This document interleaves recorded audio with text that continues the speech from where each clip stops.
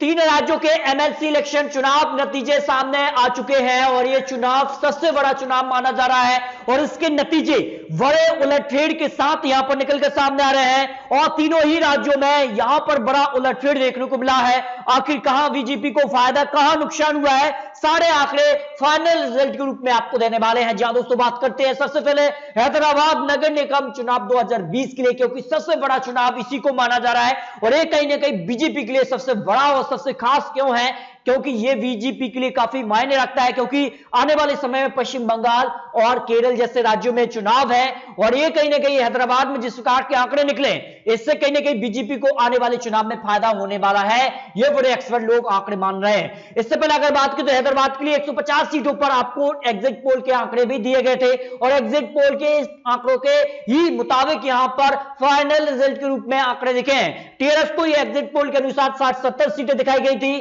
TRS को नुकसान दिखाया गया था और वो फाइनल रिजल्ट के रूप में भी दिखा है। 56 सीटें जो है टीआरएस को मिलती हैं इन्हें यहां पर हैदराबाद की 150 सीटों में से। और यहां पर बीजेपी की बात करें तो बीजेपी को जमकर फायदा दिखाया गया था और फाइनल रिजल्ट के रूप में भी 49 सीटें बीजेपी को मिली है और एग्जिट पोल में 40 से 50 सीटें दिखी है। और एग्जिट पोल का वीडियो अगर आपने नहीं देखा तो चैनल पर जाकर वीडियो देख सकते हैं, चैनल को सब्सक्राइब भी कर लीजिए। और कांग्रेस के लिए यहां पर 0 से 5 सीटें दिखाई गई थी तो कांग्रेस को फाइनली 2 सीटें ही हाथ लगी हैं। और एआईएम की बात करें तो एआईएम को 30 से 40 सीटें एग्जिट पोल में दिखाई गई थी और यहां पर रिजल्ट के रूप में 43 सीटें यहां पर एआईएमआईएम पार्टी को मिली है। एग्जिट पोल के हिसाब से ही यहां पर फाइनल रिजल्ट मिले हैं और इस तरह के एग्जिट पोल और सटीक आंकड़े ही अन्य राज्यों में जो चुनाव होने वाले हैं उसके आंकड़े भी बहुत जल्द आपको देने वाले हैं। और यहां पर महाराष्ट्र में भी बड़ा उलटफेर हो चुका है। महाराष्ट्र में जो है बीजेपी यहां पर चाह रही थी कि सत्ता पक्ष यहां पर शिवसेना, कांग्रेस और एनसीपी को बड़ा झटका दे सके, लेकिन यहां पर बड़ा उलटफेर देखने को मिला है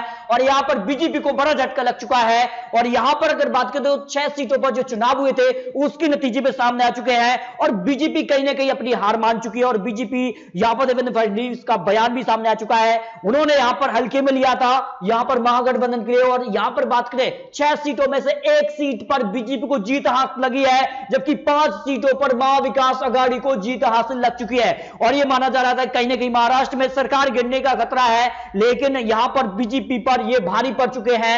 यह बड़ी खबर महाराष्ट्र को लेकर, यानी बीजेपी को बड़ा झटका है। इसके अलावा अगर बात करें यूपी की 11 एमएलसी चुनाव नतीजे भी सामने आ चुके हैं और यूपी में क्या कुछ हुआ है, यूपी में भी बड़ा उलटफेर देखने को मिला है। यूपी की अगर बात करें तो यहां पर 11 सीटों पर जो है चुनाव की मतगणना लगभग पूरी हो चुकी है और 199 उम्मीदवार चुनावी मैदान में थे और इसके रिजल्ट भी सामने आ चुके हैं। योगी आदित्यनाथ ने तो चुनावी प्रचार में यहां पर जमकर प्रचार किया।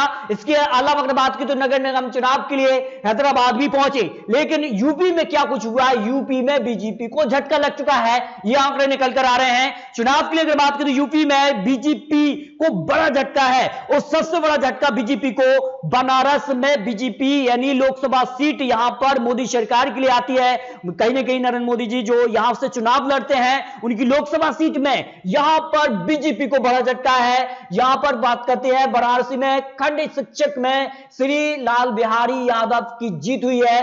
समाजवादी पार्टी ने यहां पर जीत दर्ज कर ली, यानी काफी कुछ बड़ा उलटफेर देखने को मिला है। इसके अलावा बात करें तो लखनऊ खंड शिक्षक जो सीट है और यहां पर बात करें तो भारतीय जनता पार्टी ने इस सीट को जीता है। आगरा खंड शिक्षक के लिए जो निर्दलीय ने यहां पर जीत हासिल की है। मेरठ खंड शिक्षक के लिए भारतीय जनता पार्टी, बरेली मुरादाबाद खंड से यहां पर भारतीय जनता पार्टी, जबकि गोरखपुर फैजाबाद से निर्दलीय ने यहां पर जीत हासिल की है। अब तक 6 सीटों के लिए नतीजे घोषित हो चुके हैं और 6 में से अगर बात करें 3 सीटें ही बीजेपी ने जीती है और जबकि 2 सीटें निर्दलीय के लिए और 1 सीट यहां पर समाजवादी पार्टी ने जीती है। खंड स्थानक की 5 सीटों पर अभी जो है मतगणना जारी है। कई जगहों पर यहां पर कह सकते हैं कि जो यहां पर मतगणना है उसको ही रुकावट भी देखने को जारी मिली है। उसके बाद जो है नतीजे देर रात आने की संभावना यहां पर दिखाई गई है।